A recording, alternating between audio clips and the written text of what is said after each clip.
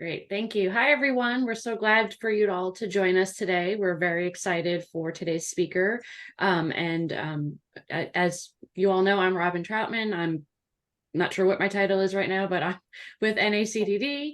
And we've been working very closely on this Bridging and Aging and Disability Network grant with a number of stakeholders. And we're so glad to have today's speaker join us. And with that, I will kick it off with Katie Arnold from our grant leadership team. Thanks, Katie. Thanks, Robin. Hi, everyone. I'm Katie Arnold with the University of Illinois Chicago, and we're really excited to have Karen Jones today to present on Black and Aging in America. Karen is the president and the CEO of the National Caucus and Center on Black Aging, and NCBA is the largest minority-focused organization in the country and is recognized as a national leader in senior housing, employment, health, and advocacy on behalf of minority seniors. And I had the pleasure of learning about the wonderful report that Karen and her organization does that just has a wealth of information in it that I think is so useful. And I'm really excited for Karen to be able to share with us all today so we can learn more and just be better at reaching out to different communities in the work that we're all doing. So Karen, thanks for joining us, and I'll turn it over to you. Oh, and let me also Well, mention to everyone real quick, I'm sorry, to please sure. mute yourself, keep yourself on mute. And if you have questions, feel free to put them in the chat box and we'll take questions at the very end. So thank you. Well, hi, everybody from Washington, D.C. And thank you, Katie and Robin, and everyone here who joined today.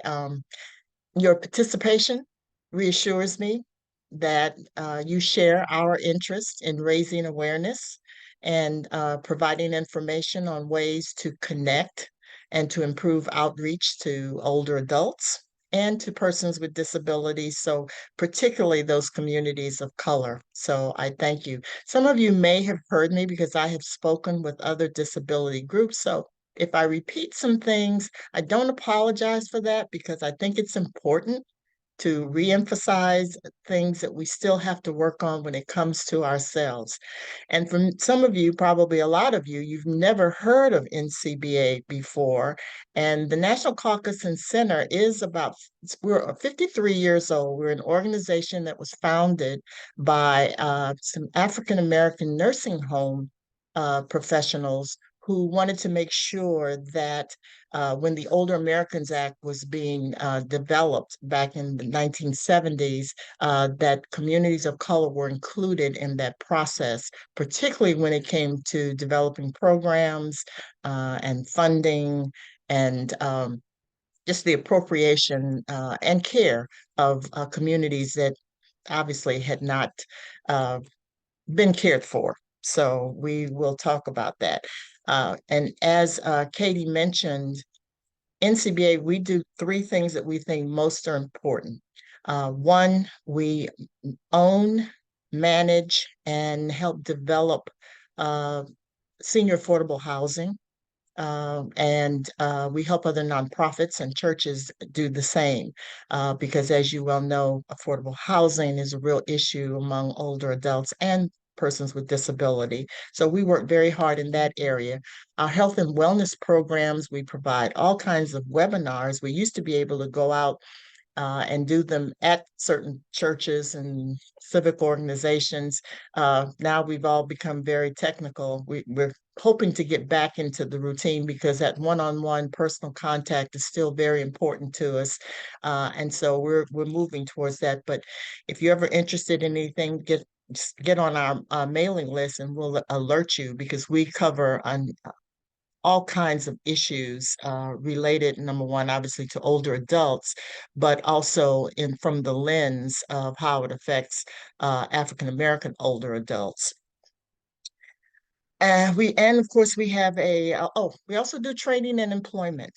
We do the CSEP program, which is the Department of Labor program that helps low-income seniors get trained and find them positions for employment with the hope of two things. One, keeping them out of poverty, and number two, keeping them engaged in the community and contributing to the side, because many of them still have many, many things to still contribute. But not only do they face racism, but ageism in the workforce. And so we try to help in that process to get through all of that. So enough on NCBA so you know who we are, but please visit our website and you'll learn more. We also have a very proud history of advocating for issues that directly impact the quality of life, not just for African American older adults, but also all older people who do deserve to live their lives in dignity and respect. Our mission has really focused on older Americans, especially those who've not had the advantage of access to good paying jobs or safe and affordable housing or access to quality health care, all either obstructed or denied because of discrimination, racism, poverty, even your zip code. I know it's hard for us sometimes to admit that this country has not been fair to all its citizens. And even though we may all love this country, there are still many Americans that this country has not loved back. So at NCBA, we work hard to bring awareness and education and opportunities to an older population that has faced many barriers. So that's the background of NCBA. And I want to tell you that the experience and the knowledge that I bring to you today is by no means, I'm no expert on intellectual or developmental disabilities. I don't have any charts or graphs or a big PowerPoint to show you. I like just discussion and exchange rather than all of those things. And I'm sure each of you, have your own references that you rely on to get updated research and data in this area. But NCBA, we partner with other organizations who provide developmental disability resources. And we have personally, we've also helped persons with disability in finding employment, health assistance, and affordable housing. What I hope to share with you today is how important your work is to this special clientele and who also face similar barriers, both older adults and persons with disabilities, and how we can recognize and do better in meeting the needs of persons who need our help. So what I can tell you is with our different backgrounds and education and experiences, uh, the one thing I know we all have in common is we all want to do better.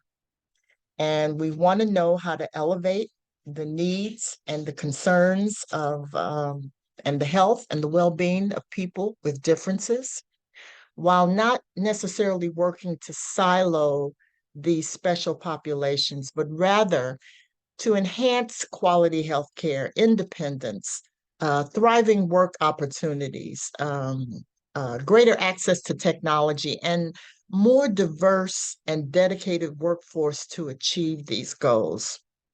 Our challenges are really our opportunities. And before we can discuss how we can do better, we must always look at ourselves first and how we view what we bring to try to address change. I know and I hope everyone on this Zoom believes that everyone deserves the right to live their life with conviction and respect and determination and purpose. That every person has the right to be who they want to be, regardless of their race, ethnicity, gender, preference, religion, or disability. And when we begin there, respecting someone's right to be who they are, we begin to understand that our job is to enhance their life. And that's not just with medication or treatments or programs, but with our own humanity. I have the opportunity to speak to many organizations who want to be able to improve their outreach to African American community. And I always applaud their efforts. I always say, too, that it's really not that hard. We know that there is a real need to empower communities of color with information, education, resources, programs, and treatments because of historical neglect. But in order to reach this community, we must always look at ourselves first and how we see other people who may be different. You know, the real beauty of the United States is its diversity. Unless you are a Native American Indian, every one of us is a descendant of immigrants, refugees, or slaves. Let me repeat that. Unless you are a Native American Indian, every one of us is a descendant of immigrants, refugees, or slaves. We all share a heritage of ancestors who came to this country, whether by choice or by force. We are a collection of differences, ethnicities, and places of origin. And just like our diversity should be appreciated and respected, we all unfortunately know that the history of our country. As much as we want to believe that all men and women are equal, are created equal, there is no greater injustice that we should acknowledge that the inequity of how some Americans are treated, excluded, and mistreated. Healthcare, education, employment, housing, all the basic human needs have been some of the great dividers in terms of how people who are different are treated or have access. And in a perfect world, we would not let those superficial barriers exist. But we all know that that's not our reality. And so as a result, we must deal with inequity and divisions, which can result in how effective we deliver care to people who are different from each other. I know some of you might be saying right now, oh my God, I'm so tired of hearing about discrimination and racism and all the other isms. I always say, imagine then how tired you'd be living it. And we as professionals, you and I, who are responsible for the care of people with developmental disabilities, not receiving the respect and the dignity of who they are as a person, we are at the starting gate for the race that they have to run in life. And so it's important that we look at ourselves to make sure that we acknowledge our own implicit biases. When you hear that term, I hope that you understand, that you understand or that you're not offended by that. It just may mean that you really haven't thought about it. Implicit bias is the unconscious stereotype of someone different from yourself, unlike explicit bias, which is a conscious, deliberate prejudice. Implicit bias, which we all have it, operates almost entirely on an unconscious level. Because we all come from different communities, different levels of education, racial and ethnic backgrounds, religions, cultures, abilities, and disabilities, we are all products of our environment, and we inherit and we carry those biases we learn with us throughout our lives. So when I talk about implicit biases, or what you may, the term that people are trying to really push ahead, well, you haven't heard much about it here lately, but they talk about cultural competency. We're really speaking about the implicit bias we learn that we may impose on people that we serve, and we don't even realize we're doing it. You may not in any way recognize that you've already decided that a person who's your client or your patient, because of their difference, has been influenced by what you've heard or what you've learned about certain people and what they may or may not be capable of doing, or their racial or their cultural identity, or that something that could affect the way, that could certainly be something that could affect the way you communicate or treat that person in your interaction. I always give the example of in the African American community, it really is something, you know, in the South, it's a little different, but basically, when you address a 75-year-old woman by her first name, that brings up a lot of issues that probably doesn't mean anything to everybody else, but it may bring something to an older person to be called by her first name. Because as you well know, back in the days of slavery and also Jim Crow, that was a way of, you know, you had children calling adults by their first name. Well, until someone gives you permission to call them by their first name, particularly an older person, you should call them Miss Jones or Mr. Smith or what have you. Now, in the South, we have a great way of doing it. I'm originally from Texas. We'll call her Miss Daisy and Miss Katie and what have you, but that's still showing a sign of respect. And those are the things that, you know, just little things like that you may not even think anything about, but that's because their cultural identity and the way you communicate is just different. So it's just little things that we have to be aware of, that we have to consciously be aware of any bias that you may unintentionally have. And it has to be set aside so that you can build an understanding between you and that person, between you and a community, to be respectful and to open and be open to different cultural perspectives while working towards ensuring the best treatment and acknowledging that person's value and their worth. And every person has value and worth.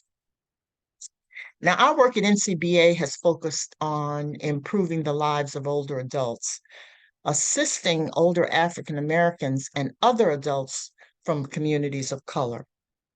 And as many of you know, we do produce, as Katie and Robin mentioned, our summary of our biannual Black and Aging in America, which is the status of older African Americans, examining the social, economic, health, and indicators indicators in comparison with other racial and ethnic groups. Our hope with this report is that we will create a more responsive adjustment to the policies, the laws, the societal attitudes, and the behaviors. Having an intellectual or developmental disability creates an additional challenge for an older adult. And when we speak of things like cultural competency, I'm sure that wherever you work or where you may volunteer, there has been a discussion or a webinar on this topic. But I think it's important as professionals to recognize having a disability is an additional and distinct challenge for persons of color. It requires us more than the ability to become more tolerant, but being aware of your own worldview, moving beyond any biases. And you must have more of a positive attitudes for trying to understand the cultural differences and gaining knowledge about the different cultural practices and developing skills for communicating and interacting with someone who already is bearing the weight and the disadvantages posed by discrimination.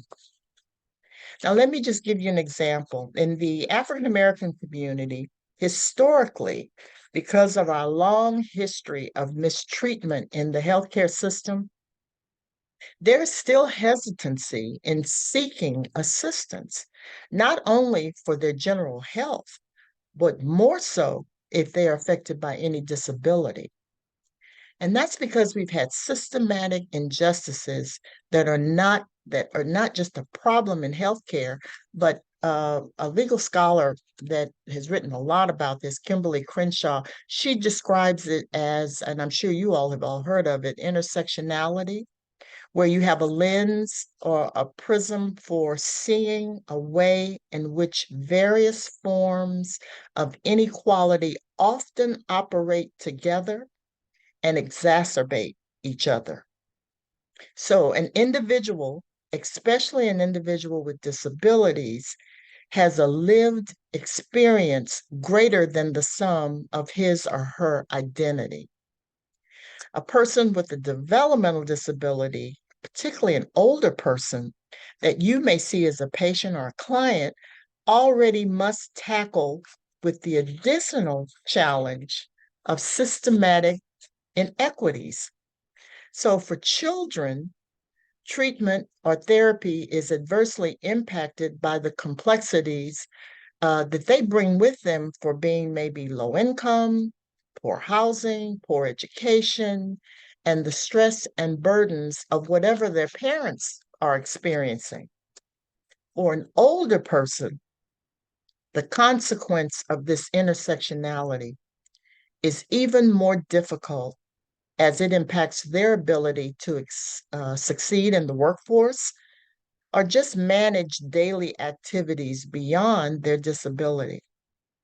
Now, I know I'm speaking in generalities, and I need to make it clear, African Americans are not monolithic.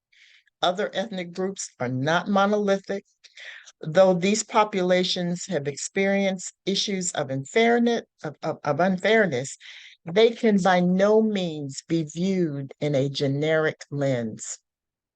However, what's important for you as these professionals who deal and who advocate on behalf of that, we just have to remember not to treat them as such. I only hope out of additional challenges that may accompany a patient or client beyond their disability, because it's important for you to recognize that this is a time to check any presumptions, any bias that you may have on this person so you can best be able to treat them and to help them. I would like to give you another example of how bias intercedes with treatment and care. If any of you are football fans, you may remember 1,000 former NFL players a few years ago who were experiencing damaging cognitive effects of playing this, rough game, which I love, but it is rough. They filed a class action suit against the league, and there was a landmark settlement that included better healthcare benefits. Well, a few years ago, some African American players accused the NFL of explicitly and deliberately discriminating against hundreds of Black players who filed dementia-related claims because of concussions that they received while playing football. Well, it's the same injuries as the white players, but the Black players requested that the judge in the case order the league to stop using race-based benchmarks in evaluating the players' claims to recalculate the scores of Black players' neurocognitive exams using a race-neutral scale that would put them on equal footing with the white players. Now, these neurocognitive exam scores would determine the amount that a player would receive in benefits. So it was important. Now, I cannot explain what's all involved in this test that is a non-invasive measure of brain function.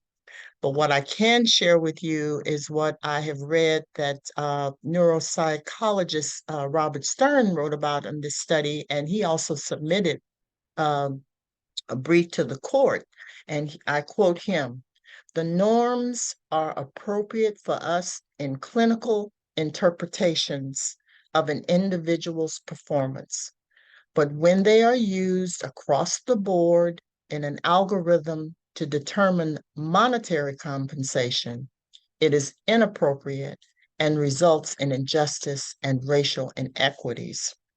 So you even have implicit bias, maybe explicit, but I want to think it's implicit bias in football. So sometimes as we uh, may not want to admit, or maybe we realize that, our biases may not be recognized until someone points them out. And I ask you not to be defensive if someone says to you, that's not the way I see it about what, please don't be defensive, but rather be willing to listen and learn. If we strive to make the programs and the services better for those who have disabilities and for older adults who we already know their road on life will be more challenging than others, we will see an increase in persons that are seeking assistance. One of the major obstacles to persons of color not accessing programs and opportunities that are offered is the reluctance on how they will be treated. We know we need more of you. We need to have more professionals who understand how we address the conditions due to impairments as physical and learning, language, or behavior areas. We need more professionals who understand milestones and causes and risk factors. We need more people to work on research and data to understanding who's affected with developmental disabilities and how and what is needed to ensure the quality of their lives.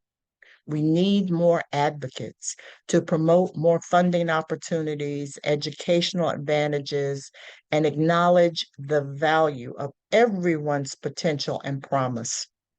I believe as we look at ourselves, particularly those of us in the aging community and the developmental disability community, that we can be one voice. We know what we must accomplish for those we serve. We check our biases, and we open our hearts. And I don't mean to sound hokey, but it's true.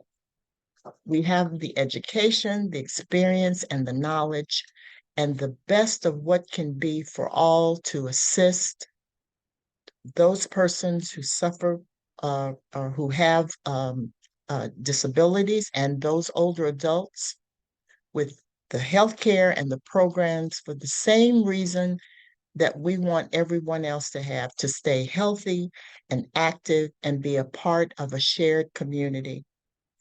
You wouldn't be in this profession if you didn't care. So we at NCBA are always asked, how can we better connect and reach the Black community? And how can we assist others who want to do good in their impact on change? We aren't hard to reach. It's all in how you go about it. We always recommend connecting and establishing partnerships with trusted organizations such as our churches and social and civic organizations and community leaders. We encourage strong partnerships with caregiving organizations and our hero caregivers themselves. And when I say partnerships, I really mean meaningful relationships that will welcome your efforts and your resources. Let me remind you again, communities of color are not monolithic. So if you'll have to do some research, right, to put more work on you. But it's important if you want to be able to have a great outreach program and be able to help more people in these areas. And if you have staff or coworkers who know these communities, consult with them. One more reminder, and it's an important. As you develop opportunities, understanding that you want to empower your clients or your patients with information and care that enables them to become advocates for themselves. As I conclude, let me once again thank you for what you do. Attending webinars like this is not always about, credits, or it's more about sharing thoughts and the best of each other. to improve our understanding of the work that's before us. So we continue to be strong advocates for persons with disabilities, with our older adults, but always remember being one voice also means not being the only voice. We always empower those who live daily with the challenges of being disabled or with aging adults to use their voices and to be their own advocates for change within their communities. So I thank you for the opportunity to share a few thoughts, and I hope and look forward for us all moving forward together to help our communities. And I welcome any questions you might have. Thank you.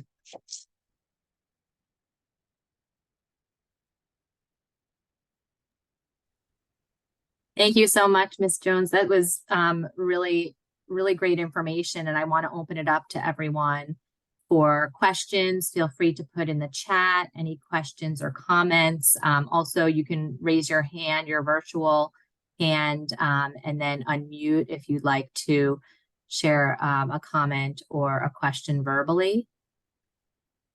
So who would like to start us off?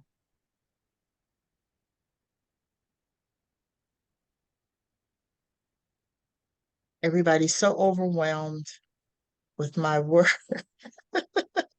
And plus, it's the end of the day. Oh, I see a hand from DC. Andre, go ahead if you want to unmute. Sure. Good afternoon, everybody. So first, Ms. Jones, thank you so very much. Your presentation was absolutely excellent. Thank you for your wealth of knowledge. You piqued my interest when you mentioned my good friend, Kimberly Crenshaw. I just saw her this weekend doing CBCB. Oh, She does amazing yeah. work in this space. So thank you so Yes. much. My thought was, how do we transcend this work more for persons with intellectual and developmental disabilities, as most of the work that I do circumvents around ensuring that people are looked at and supported as people, not clients, not consumers, not adjusters, not just people. We all people. Sure. So if you would talk just a few moments on how do we transcend our work across the board, especially working with older people of color with intellectual and developmental and physical disabilities. What are some tips that you can give us? Well, we also have, well, thank you for number one for your question. This is why I know that, people get tired of hearing about biases and racism and what I know they do. I get tired of talking about it. But I think it's important to always highlight that sometimes you may not even realize uh, what you're projecting to a person who, and these people, they're not stupid. They can feel and sense when you really care about them or if you're just trying to move ahead. I think by the time someone older may come to you, they've already been, they've already had a tough road. And so you almost have to meet them where they are and let them tell you what they need. How can, what will help make my life easier? With children, you just have to remember that they may come from environments that may be, and again, I have to preface that by telling everybody we work strictly with low income people. So when they come to us, they come with a myriad of issues and problems. So we work with it from there. We rarely we do, of course, our webinars and our information are available for any and everybody, but specifically who we work with are people who are low income and have all kinds of major issues, health issues. Um, some of them are homeless. You name it, it goes down the road. So those are the people we're dealing with. And the way we try to address it is really just to let them tell us how we can help them. What do they need? And then in that trust factor is established, then that way you can help them then to realize maybe where their potential is or where they can focus in. But you can't go in assuming that you've got to listen. These are the things that, well, everybody can do this, and everybody, this is how we go about it, and this is what's available to you, and what have you. You really have to just kind of establish relationships with people because everybody's different and everybody's needs are different. And of course, that in a scale when you're dealing with developmental and intellectual disabilities, it's all in different levels. Everybody comes with something different. Well, the same thing happens actually with people in racial issues. People come with different issues. So the only thing I tell people is that deal with people as individuals, respect and value them as a person, not as a client or what have you. And I think you'll get so much further and you'll be so much more successful in being able to really assist this person to be all they can be. And the one thing I always tell them, and we reemphasize this with my staff, was we're not here to be the voice of African American older adults.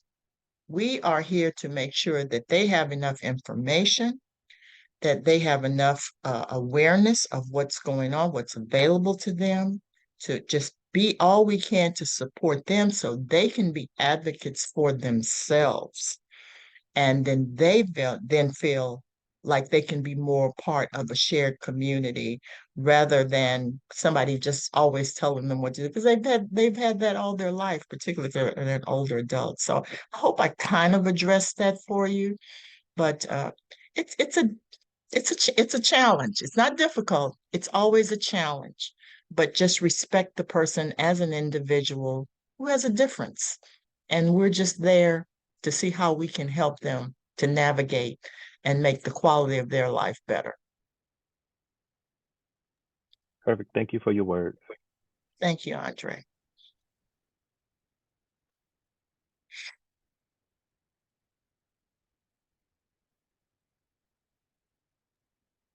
Yes, Alice, go ahead. Thank you. Thank you very much for this wonderful presentation. I don't think any of us can hear it too many times. One of the biggest barriers that I face myself and that I see others around me facing regularly is this issue of defensiveness that you brought up during your presentation. It is really hard. It's, work, self-reflection work that we have to do with ourselves. And I wonder if there are some tools or strategies that we can use in the moment, because that's the hardest part, right? In the moment, what can we do for ourselves and how can we exercise these tools on a regular basis? It's just really hard when you're talking to folks with very different life experiences from you, when they react in a way that seems, seems it could be negative, it could feel bad for you, right? Like, how do you take yourself out of the equation and refocus it on how can I help this person? Yeah, and you just hit upon it. You can't be offended and you can't be defensive because someone speaking their truth and someone telling you or reacting to something is who they are. And if you value wanting to be a positive force in that person's life, you then allow them to express themselves. I mean, obviously, I'm not hoping anybody does any violence, and nobody has to subject themselves to profanity or mistreatment or those kinds of things. But you have to understand that by the time you see them, they're probably so frustrated with just the way they've been treated. And again, for older adults who've had a lifetime of that, you can just imagine what they come with and the baggage they bring. And so, as my mother used to always tell me when I would be sensitive about something, you got to put on your big girl panties and just say, hey, I can take this. I know where this person's hurting, or this person maybe just doesn't understand. They're just, they come, particularly when you have developmental, I'm not telling you all know, you they come with so many different levels, and that's why you're the professionals. You're the ones that have to diagnose that, but you can't take it personally because you're there to try to help them. When you start to take it personally, then it's all about you, and you've lost focus on what you were trying to do to help that person. So I know sometimes it can be difficult. We have people here sometimes that are mad because they didn't like the place we found them a job. And so now they want us to do it. And we're not in the business of helping you find different jobs. Once we train you in a position you said you had skills for and that you were willing to do and you were excited about it and we worked it out with the host agency or the organization that wants to hire you and everything, and you get there and you decide you don't like it, then you got to give a other reason other than I just don't want to do that. And then they'll come in, they'll be mad at us and they'll go crazy. And my staff has just developed a way of just saying, I understand that you're hurting and it's not probably what you wanted, and we'll see what we can do to try to rectify it. But the world, you have to explain to them the way the world operates, and every situation is not going to be everything you want. So how then do you change within your job? I mean, we have all kinds of ways. My folks who've never taken a psychology class could probably teach a class in psychology because we get all kinds here and well, we're in 15 different states, so there's different stories in different states. But you just can't take things personally. You cannot be offended.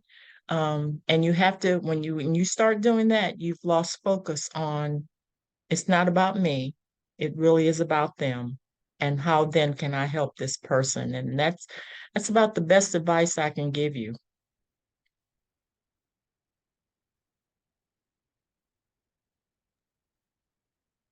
Thank you, Ms. Jones. I see in the chat, Andre asked if it's okay to share your contact information with people, Sure. like your email. Is it okay if I add that for people's Absolutely. email address? Yeah. Great. Thank you. Absolutely. And Any I other? hope everybody will visit our website and you'll see all of the things we're involved in. And you can also get a copy. You can download it. We published it in 2021, so we're in the process now of updating it.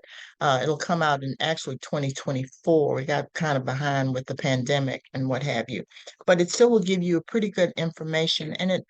And the whole idea is to put all of the statistics that we know that our decisions are made on appropriations from Congress, state appropriations, different ways that we do programs, funding, laws, policy, whatever. We just showed that we compiled it all together so that you can see that unfortunately the majority of the categories, African American older adults are still far below in achieving a quality of life in health, economics, how all those things. And it's not to, you know, well, I'm not going to say it's not to make people feel bad. We want people to feel bad because we want people to address the change and try to do that. I also say, I've been at this now for 20 years, and 95% of the people who come to us for help have worked all their lives, raised families, contributed to their communities, and for either not having good job stability, health reasons, all kinds of things that might happen to them. They find themselves in poverty or they find themselves in just a bad situation. But we're not talking about people who've never done anything, who just are late. No, we're talking about people who have been outstanding citizens and contributed to this country. And because of just the social determinants that happen within their lives, they find themselves, as they've gotten older, in a state where they need assistance. And that's why we're here.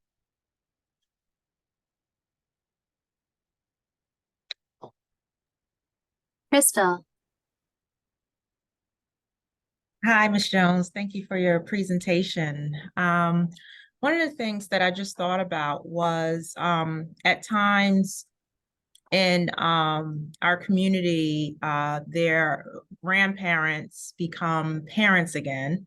How does that life change impact employment outcomes, housing outcomes? overall with people that you support? It's interesting you would say that because tomorrow, well, first of all, NCBA is a part of the National Technical Center on Grand Families and Kinship Families.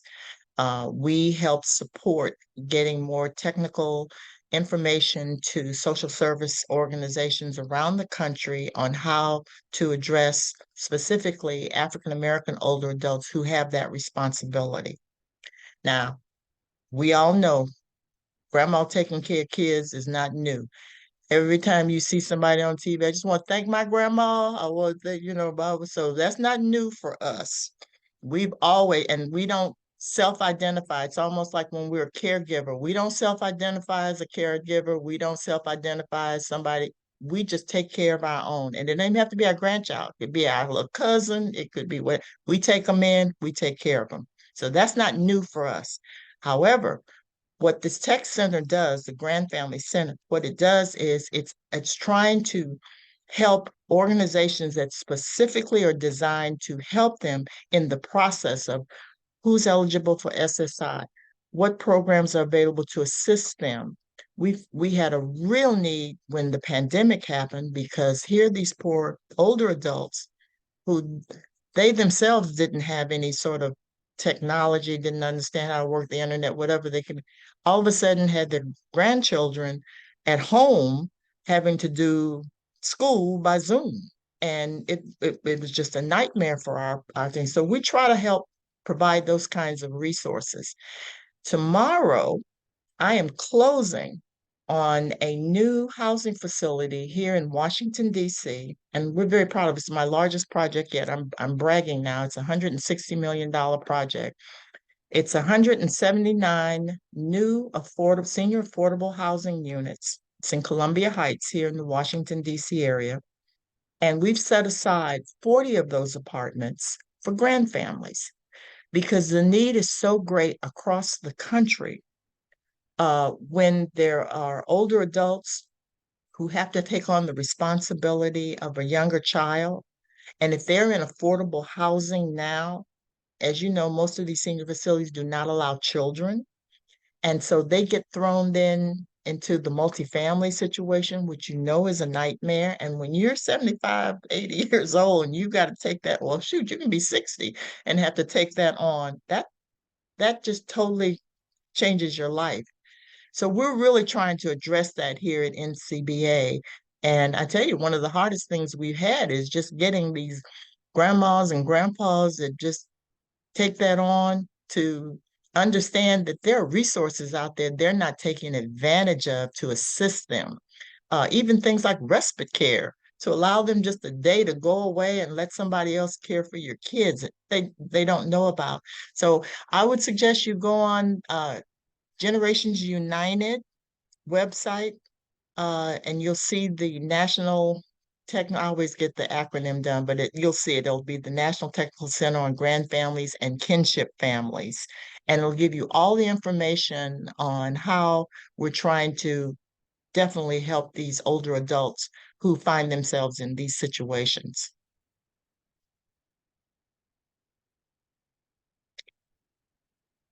Thank you. And I'm putting some of these resources you're mentioning into the chat so people have them as well. So I'll put the Generations United website in as well. Any other questions?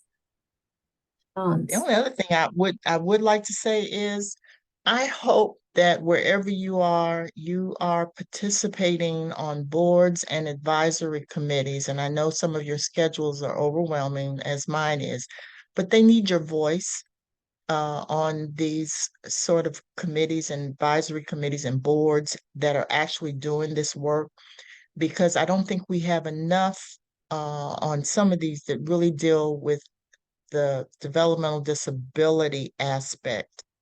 And I think you could bring so much to it to help them to make sure that they're providing programs and resources to assist their caregivers, their parents, whatever the case may be, that people aren't taking advantage of.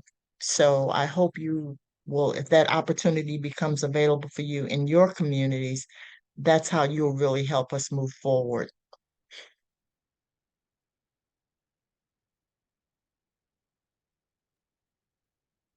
That's great. Any final questions that anyone has?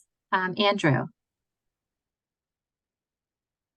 Have you come across uh, older adults, grandparents who are raising their grandkids that do have intellectual and developmental disabilities?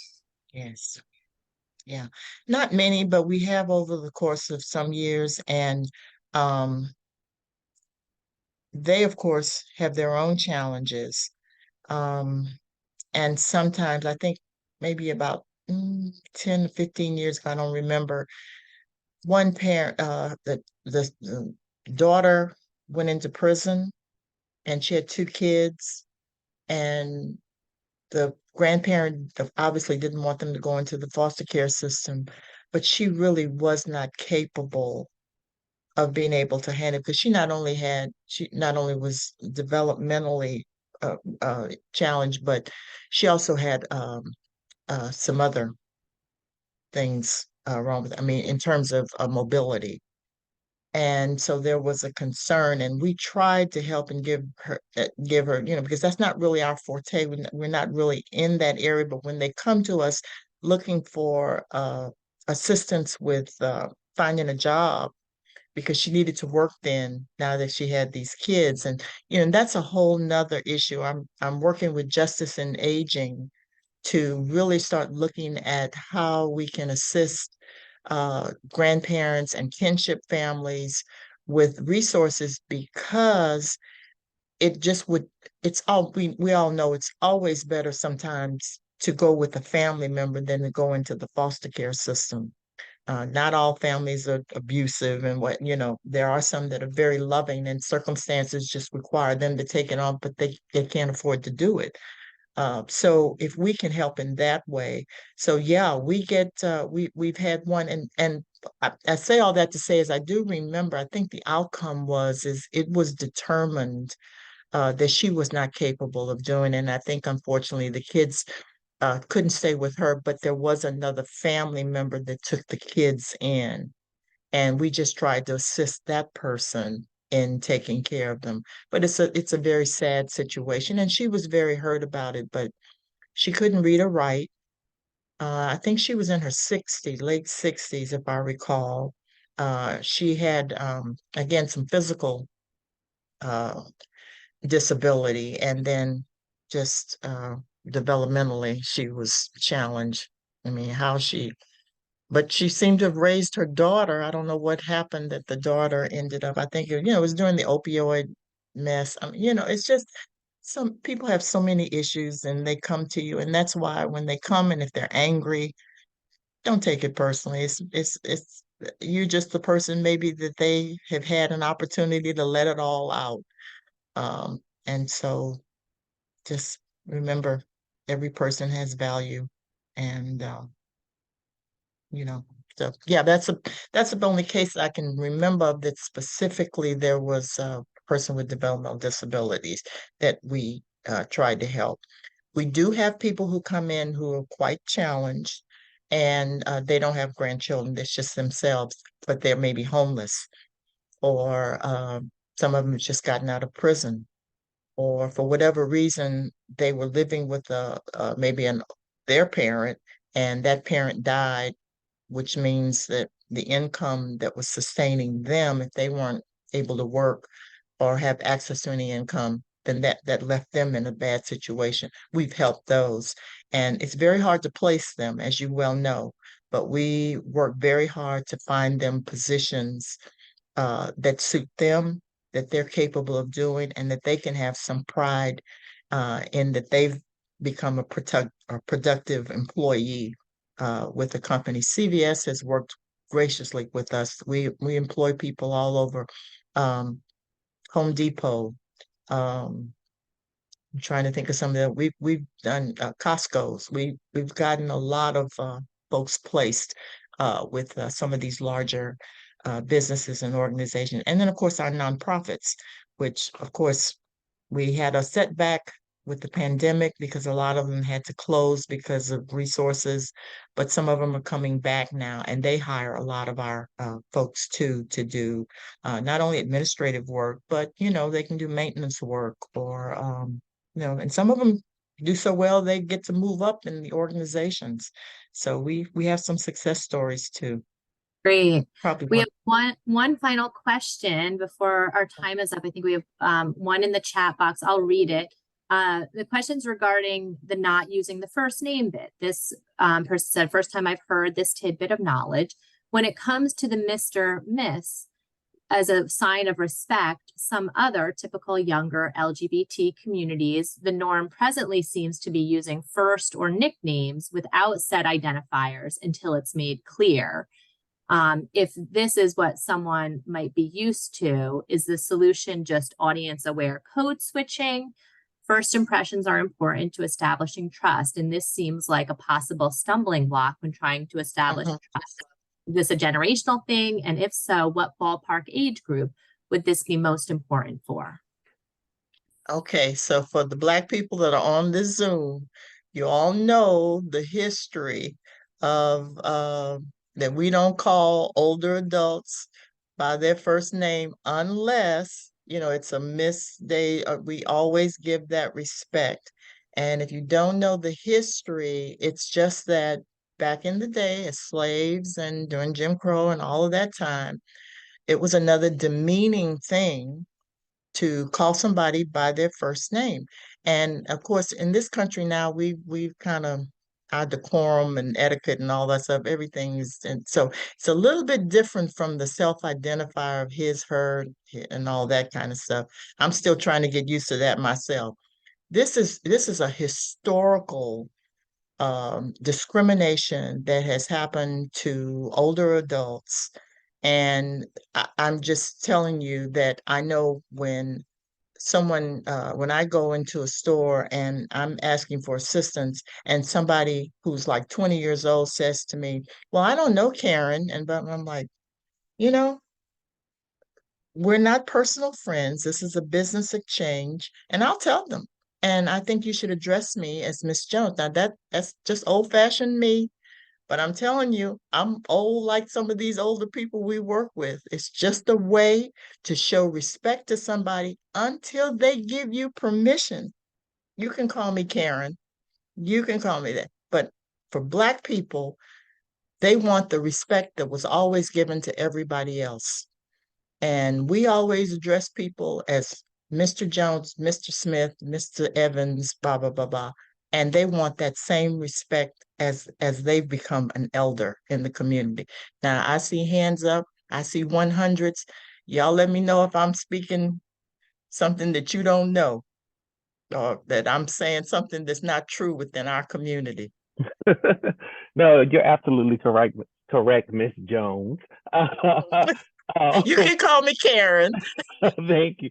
So, just a quick tidbit of information for you guys as we journey through this LGBTQIA space where we're starting to identify people by the pronoun that they are choosing for themselves, same rules apply to older adults as well. As we start to see this being like a younger person's thing, we typically identify people as we see them. And then the person will tell you, oh no, I go by this. So don't feel afraid or that you're misgendering a person if you don't know. You can only do what you see and then allow the person to share with you their identifying markers. So the same rules, the same way that if I saw an older person not knowing that this person, if they were trans or whatever they were, I address them by what I see initially. And if it is a transgender person that identifies as a female but was born a male, if I see you as a female, that's how I'm going to address you. And then they may say, oh no, I am a man, or I am a mister, or I go by he, him, or whatever. But I think we get ourselves tripped up in this mislabeling of things. Now, the problem comes into play once the person has told you and you continue to do the same thing as if you don't know. But until we know, we don't know.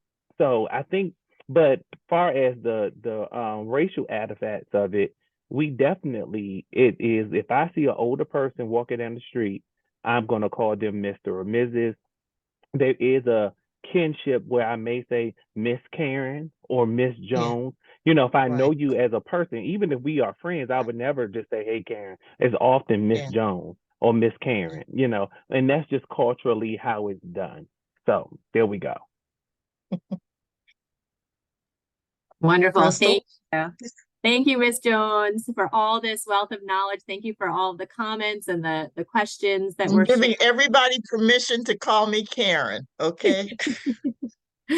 This was excellent. I mean, it was really a wealth of information and knowledge that you shared, and a good engagement and dialogue for us. And we really appreciate your time and all that you shared. So thank you very much. Thank you.